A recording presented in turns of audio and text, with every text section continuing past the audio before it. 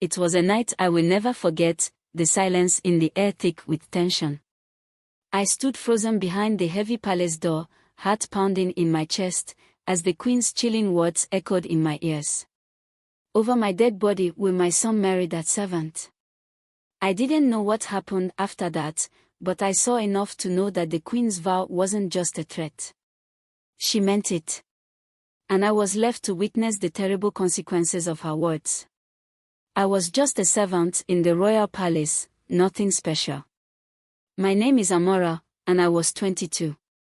I'd been working in the palace since I was 15, cleaning, cooking, and attending to the royal family's needs.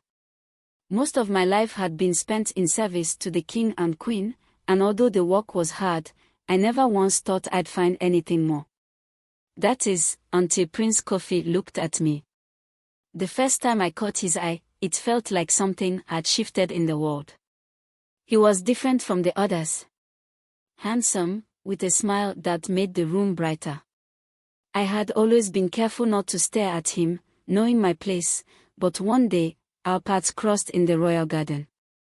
He'd been out walking alone, and I was there, tending to the plants. "Amara," he said, his voice soft, yet strong. "You care for these flowers as though they are your children." I was startled.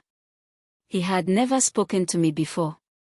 I only bowed my head in respect and muttered a thank you. But that simple exchange began something I couldn't control. Slowly, we began speaking more often. It was innocent at first, words exchanged about the garden, the palace, the weather. But each time we spoke, I felt a warmth inside me that I couldn't ignore. The prince seemed different from the others, not at all like his mother, the queen, who ruled the palace with a harsh and unforgiving hand. As weeks passed, our conversations grew more personal. Prince Kofi started to find excuses to speak to me, and in those quiet moments, we shared stories and laughter. I began to believe he saw me as more than just a servant. I began to fall in love with him, though I knew I should never entertain such a thought. His family would never approve, not of a servant like me. The queen, however, noticed something was happening. She always kept a watchful eye on her son, and as soon as she realized that her son had become fond of a servant, she became furious. I remember the day she called for me, the harsh command in her voice. I was summoned to her chambers, where I was greeted with her cold stare. "Amara," she said, her voice thick with disdain, "you think you're good enough for my son?" I bowed my head, trying to hide the nervousness in my eyes. "Your Majesty, I don't understand." The queen's lips curled into a cruel smile. "You do. My son will marry someone of his own standing, not a lowly servant like you." Her eyes darkened, and I could see the hatred burning in them. "I didn't ask for this, Your Majesty. I never sought to." "Silence," she snapped, and I was caught off guard by the venom in her voice. "You think you can take my son from me? You're nothing but a tool for him to play with. He will marry a noble woman, not you. And if you think for a second that I'll let this go on, you are gravely mistaken."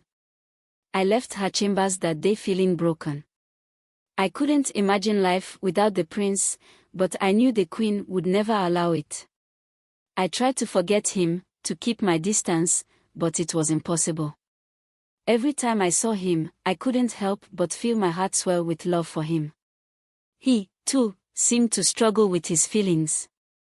I saw the pain in his eyes, the confusion of loving someone his mother would never accept. One fateful night, after a grand feast, Prince Kofi found me in the garden again.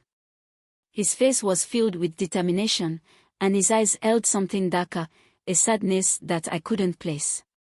"Amara," he said quietly, his hand reaching for mine. "I can't stay away. I love you, and I don't care what my mother says." My heart skipped a beat, and I almost cried from the weight of his words. I loved him too, but I knew the consequences. I didn't want him to get hurt because of me. I tried to pull my hand away, but he held it firmly. "We'll find a way," he promised. But it was too late. The queen was a force like no other. The next day, I was summoned again to her chambers, but this time, there was no warning in her voice, no time for pleasantries. The air was thick with hatred. "I warned you," she said, her eyes filled with venom. "You think you can have him? I will never let that happen." Before I could speak, her guards entered the room. I didn't know what was happening at first, but the queen's voice rang out again.